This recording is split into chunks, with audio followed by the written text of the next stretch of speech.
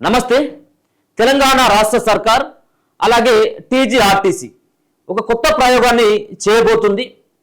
మనం సాధారణంగా బస్సు ఎక్కాలంటే, బస్సు డిపోకు పోవాలన్నా, బస్ స్టాండ్కి పోవాలన్నా మనం ఏదైనా వెహికల్ బుక్ చేసుకుంటాం. మొదటగా ఆటోనో లేకపోతే ఓలానో ర్యాపిడోనో ఏదో ఒకటి బుక్ చేసుకొని మనం బస్ స్టాప్ దగ్గరికి వెళ్ళేటువంటి ప్రయత్నం చేస్తాం. ఆడికి వెళ్ళిన తర్వాత మనం గమ్యస్థానానికి చేరుకునేందుకు మళ్ళీ బస్సు దిగి మళ్ళీ అక్కడికి వెళ్ళిన తర్వాత మళ్ళీ ఏదో ఒకటి ఆటోనో లేకపోయినట్లయితే బైకో లేకపోయినట్లయితే కారో ఏదో ఒకటి ప్రైవేట్ వెహికల్ బుక్ చేసుకొని మన గమ్యస్థానానికి చేరుకుంటాం. కానీ ఇప్పుడు అటువంటి టెన్షన్ ప్రయాణికులకి అక్కర్లేదు.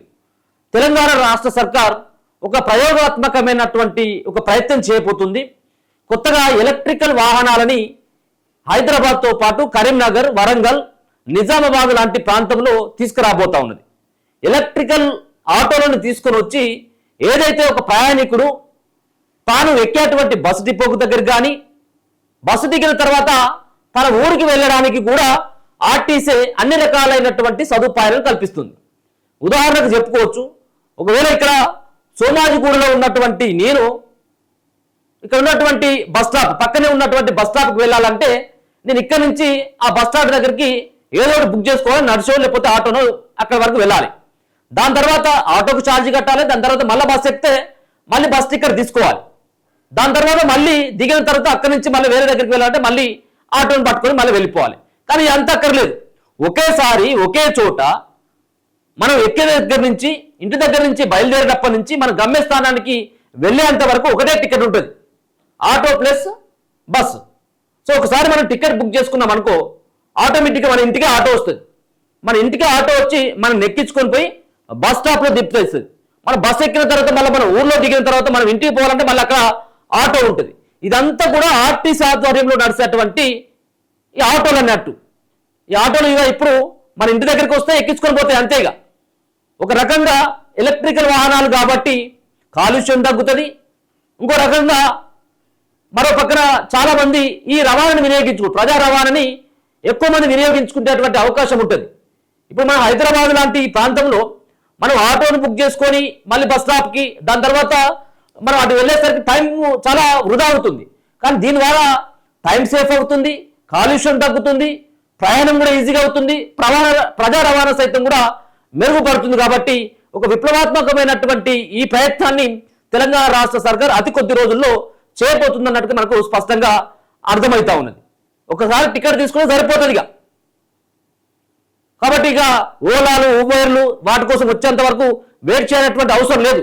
బస్ స్టాండ్ వరకు దింపడం, బస్ స్టాండ్ నుంచి ఇంటి దగ్గర దింపడం, ఇదే ఈ బాధ్యత అంతా కూడా.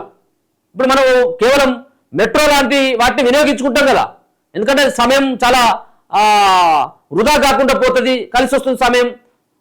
తక్కువ టైంలో మనం గమ్యస్థానానికి వెళ్ళొచ్చు అని చెప్పేసి ఏదైతే మనం అక్కడి నుంచి మన ఇంటి దగ్గర నుంచి మెట్రో స్టేషన్ దగ్గరికి ఏ విధంగా అయితే ఆటో బుక్ చేసుకుని వస్తామో సేమ్ మన ఇంటి దగ్గర నుంచి బస్ స్టాప్ వరకు మనం బస్సులో వచ్చేటువంటి ఒక వెసులుబాటు అయితే కల్పించడం జరుగుతుంది. ఇది ఒక ప్రయోగాత్మకంగా వీళ్ళు చేస్తారు. ఇవరికి ఇప్పుడు ఆటోల పరిస్థితి ఏంది మరి?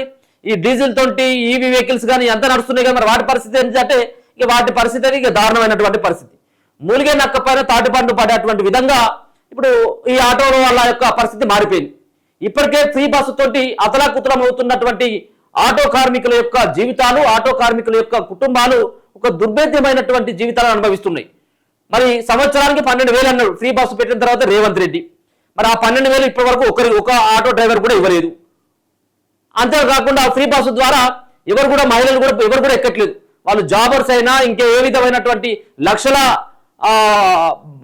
వచ్చేటువంటి ఉద్యోగాలు చేసినటువంటి మహిళలు సైతం కూడా కాసేపు ఒక అరగంట సేపు ఆగైనా కానీ కిటకిటలు ఆడుతున్నటువంటి బస్సును ఎక్కుతున్నారు.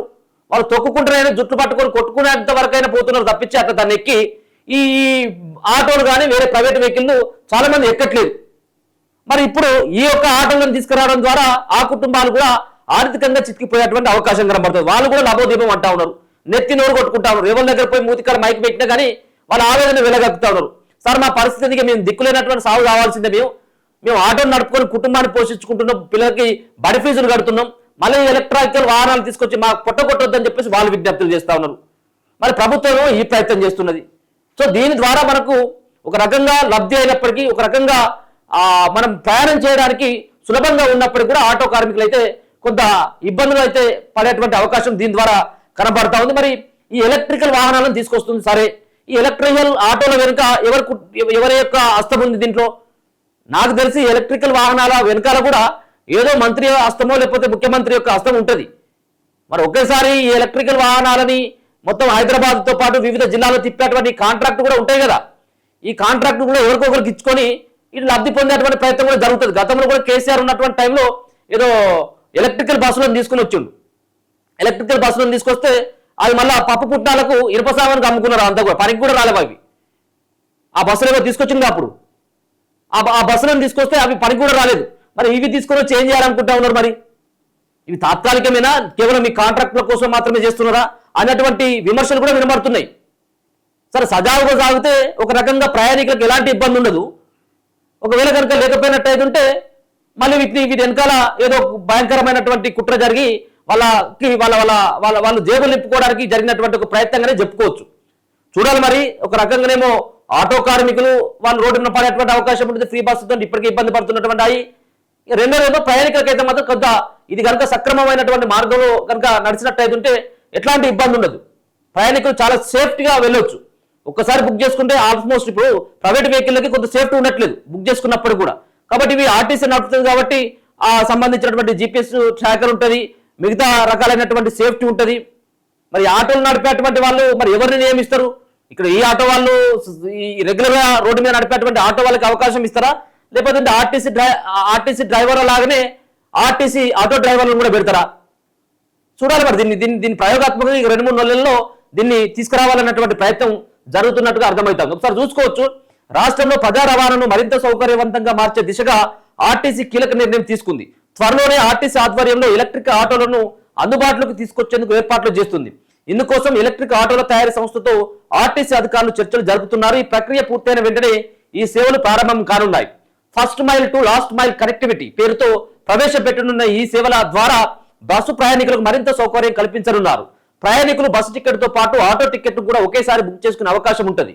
వారు ఉన్న ప్రాంతం నుంచి సమీప బస్ స్టాప్ వరకు ఆటోలో తీసుకెళ్లడంతో పాటు బస్సు దిగిన తర్వాత అక్కడి నుంచి తుది గమ్య స్థానానికి కూడా ఈ ఎలక్ట్రిక్ ఆటోలు చేరవేస్తాయి. మొదటి దశలో హైదరాబాద్ గ్రేటర్ పరిధిలో ఈ సేవలను ప్రారంభించాలని ఆర్టీసీ నిర్ణయించింది. అనంతరం వరంగల్, కరీంనగర్, ఖమ్మం, నిజామాబాద్ వంటి ప్రధాన నగరాలకు దశల వారీగా విస్తరించనుంది. ప్రస్తుతం ఓలా, ఊబర్, ర్యాపిడో వంటి ప్రైవేట్ సంస్థల ఆటో ఛార్జీలతో పోలిస్తే ఆర్టీసీ ఎలక్ట్రిక్ ఆటోల ఛార్జీలు తక్కువగా ఉండేలా అధికారులు ప్రణాళికలు సిద్ధం చేస్తున్నారు. దీంతో ప్రజలకు తక్కువ ఖర్చుతో నాణ్యమైన రవాణా సేవలు అందే అవకాశం ఉంది. ఈ సేవల వల్ల ముఖ్యంగా ఎల్బీ నగర్, ఉప్పల్, మియాపూర్, పటాన్ చెరు, రాజేంద్ర నగర్, గట్కేసర్, షామీర్పేట్, శంషాబాద్, షేర్లింగంపల్లి వంటి నగర శివార ప్రాంత ప్రజలకు ఎక్కువగా ప్రయోజనం చేకూరుంది. బస్సులకు మెరుగైన కనెక్టివిటీ ఏర్పడడంతో ప్రయాణికుల సమయం ఆదా కావడంతో పాటు ప్రజా రవాణాపై మరింత విశ్వాసం పెరిగే అవకాశం ఉందని అధికారులు భావిస్తున్నారు. అయితే దీన్ని మరి ఓలా, ఊబర్, ర్యాపిడో ఏవైతే ప్రైవేట్ ఉన్నాయో ఇవి కూడా ఇప్పుడు దీన్ని ఒక యాప్ ఇచ్చి ఆర్టీసీ అట్లాంటివి చేస్తుందా లేకపోతే వీళ్ళని ఎవరైనా నియమిస్తుందా అనేది తెలియదు. అయితే ఒకవేళ కనుక చేసినట్టయితే ఇప్పుడు ర్యాపిడో అంటే ప్రైవేట్ వ్యక్తులు నడుపుతారు, కానీ యాప్ మాత్రం వేరేటో నిర్వహిస్తూ ఉంటాడు, వేరే సంస్థ. కాబట్టి ఈ ర్యాపిడో, ఊబర్ లాంటి దాన్ని ఒక యాప్ను ఆర్టీసీ తీసుకొని వచ్చి సో దీన్ని ఎవరైతే వీళ్ళు యాక్సెప్ట్ చేసి ఎవరైతే ఈ యాప్ని డౌన్లోడ్ చేసుకుంటారో, మనం ఇప్పుడు ఊబర్ బుక్ చేయాలా లేకపోతే ర్యాపిడో బుక్ చేయాలనుకో, సో ఇమ్మీడియట్గా ఎవరైతే యాప్ని డౌన్లోడ్ చేసుకున్నటువంటి వాళ్ళు, ఎవరైతే ఈ బైక్ రైడ్ చేసేటువంటి వాళ్ళు కానీ, బైక్ నడిపేటువంటి వాళ్ళు కానీ, అలాగే కార్లు నడిపేటువంటి వాళ్ళు కానీ, ఆటో నడిపేటువంటి వాళ్ళు కానీ ఎవరైతే యాక్సెప్ట్ చేసి మనం గమ్యస్థానానికి చేస్తారో ఇది కూడా ఈ ఆర్టీసీ అనేటువంటి యాప్ ద్వారా, ఆర్టీసీ ఆటోస్ సంబంధించినటువంటి యాప్ ద్వారా ఆ యాప్ లో మనం ఈజీగా బుక్ చేసుకుంటే కొంచెం వీటికి పోలిసినట్లయితే తక్కువ ఛార్జ్ తోటి మనం గమ్యస్థానాలకు చేరేటువంటి అవకాశం ఉన్నట్టుగా తెలుస్తుంది. చూడాలి మరి భవిష్యత్తులో ఏ విధమైనటువంటి ఫలితాలు ఉంటాయి, లేకపోతే విఫలమైపోతుందో ఫలితాలతోటి ముందుకు సాగుతుందని మనం భవిష్యత్తులో చూడాల్సినటువంటి అవసరం ఉంది. సో మొత్తానికైతే కొంత ఆటో కార్మికులకైతే చాలా ఇది పెద్ద దెబ్బగానైతే చెప్పుకోవచ్చు. చూస్తూనే ఉండండి మన తొలి వెలుగు.